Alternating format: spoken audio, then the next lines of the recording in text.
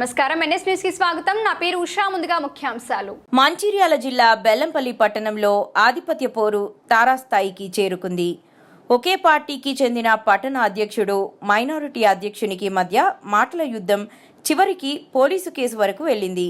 పట్టణ అధ్యక్షుడు అందరినీ కలుపుకొని పోవాల్సి ఉండగా తన ఒంటెద్దు పోకడ వల్ల రోడ్డెక్కే పరిస్థితి నెలకొంది. మైనారిటీ పట్టణ అధ్యక్షుడు గౌస్ కాంగ్రెస్ పార్టీ కార్యాలయం ఎదుట ఉన్న గాంధీ విగ్రహం ముందు నిరసన వ్యక్తం చేశారు. గౌస్ మాట్లాడుతూ ప్రభుత్వం ఇచ్చిన రంజాన్ ఇఫ్తార్ విందుకు తనకు ఎలాంటి సమాచారం లేకుండా బీఆర్ఎస్ పార్టీకి చెందిన మైనారిటీ నాయకులతో కలిసి కార్యక్రమం ఏర్పాటు చేయడం ఏంటని ప్రశ్నించడం తప్ప నేను ఎలాంటి పార్టీ వ్యతిరేక కార్యక్రమాలు చేయలేదని అన్నారు.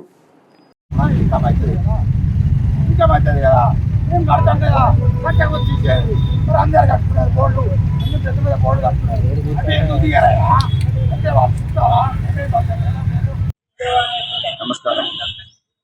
బెల్లంపల్లి పట్టణ కాంగ్రెస్ పార్టీ కార్యాలయం దగ్గర నేను కూర్చున్నాను. దీని ఉద్దేశం ఏంటంటే, కాంగ్రెస్ పార్టీ కార్యాలయంలో గతంలో కొన్ని సంవత్సరాల నుంచి ప్రేమ్ సాగర్ రావు గారి ఫ్లెక్సీ మరియు వినోద్ సార్ది, రాజశేఖర్ సార్ది ఫ్లెక్సీలు ఇందులో ఉన్నాయి. ప్రోగ్రామ్స్ చేసుకోవడానికి అవి ఉపయోగపడుతుంది. కానీ ఒకరోజు వచ్చే వరకు ఏమున్నది, ప్రేమ్ సాగర్ రావు గారి ఫ్లెక్సీ లేదు అన్న. నేను పట్టణ అధ్యక్షుడు ముచ్చల్ల మల్లయ్య గారు పట్టణ అధ్యక్షుడు కాబట్టి అతన్ని అడగడం జరిగింది. మళ్ళన మన ప్రేమ్ సాగర్ రావు గారి ఫ్లెక్సీ ఎవరు తీసుకెళ్ళిందని అడిగితే అతను ఏమన్నాడు, నేనే తీసిన అని. అరే ఆయన మనసారు కదా, మన ప్రేమ్ సాగర్ రావు మనకు ఉమ్మడి ఆదిలాబాద్ జిల్లాకు నాయకుడు. ప్రేమ్ సాగర్ రావు ఫ్లెక్సీ ఎందుకు తీసినాం అన్న అంటే, మనసారు కదా అంటే, మన సార్ కాదు మా సార్ వినోద్ సార్ అని చెప్పేసి తీసుకో సమాధానం. దసరా మన ఇది ఉగాదిను రంజాన్ మాసం అందరికీ శుభాకాంక్షలు తెలపాలని చెప్పేసి నేను ఫ్లెక్సీలు పెట్టుకుంటే దాన్ని మున్సిపాలిటీ కమిషనర్ గారికి అధికారులకు చెప్పేసి ఆ ఫ్లెక్సీలు తొలగించాలి. నేను దాని మీద కూడా గొడవ చేయడం ఎందుకు తీస్తారు, తీస్తే అన్నీ తీయండి, లేకపోతే మాది కూడా ఉంచండి తెలిపిన తర్వాత ఇవన్నీ దృష్టిలో పెట్టుకొని నేను ఏదో ఆఫీసులో ఆయనను పట్టుకొని తిట్టినా అని చెప్పేసి ఒక తప్పుడు ఆరోపణ చేసి అధికారం ఉన్నది ఆయన సైడ్ ఎమ్మెల్యే ఉన్నాడని చెప్పేసి అన్ని ఆదేశాల మేరకు ఎమ్మెల్యే ఆదేశాల మేరకు చేస్తానని చెప్పి దీపాల్లో పెట్టాను.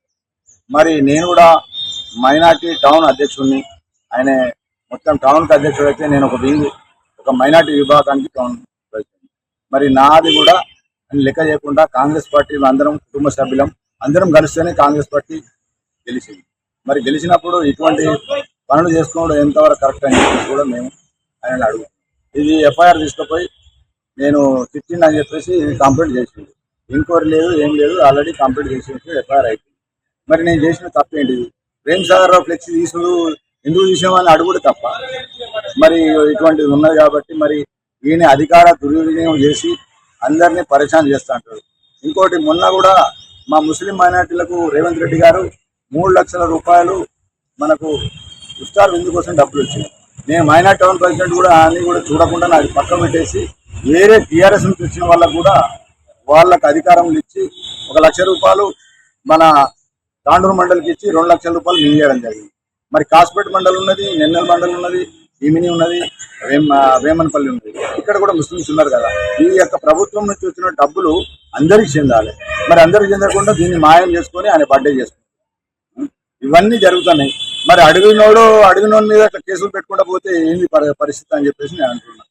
ఎందుకంటే దీని మీద నేను ఎంత దూరమైనా పోతానని చెప్పేసి కూడా నేను ఇక్కడ మన ఈ కాంగ్రెస్ ఆఫీస్ ఈ గాంధీ మహాత్ముని యొక్క దగ్గర నుంచి ఆయన స్ఫూర్తిలో నేను నడుస్తానని చెప్పేసి కూడా నేను ఇక తెలియపరుస్తున్నా.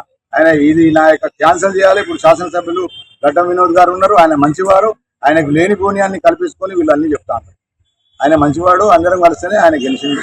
మరి ఈయన అన్నిట్లో కూడా నేనే ఉండాలి, ఇక నేనే రావాలి, నేనే చేయాలన్నట్టు అందరినీ భయప్రాంతాలకు గురి చేస్తాడు, అధికార దుర్వినియోగం చేస్తాడు. కాబట్టి ఇటువంటి చేయకుండా ఇంకోరికి కూడా ఈ నష్టం జరగకుండా చూడాలని చెప్పేసి కూడా నా యొక్క విన్నపం చెప్తాను.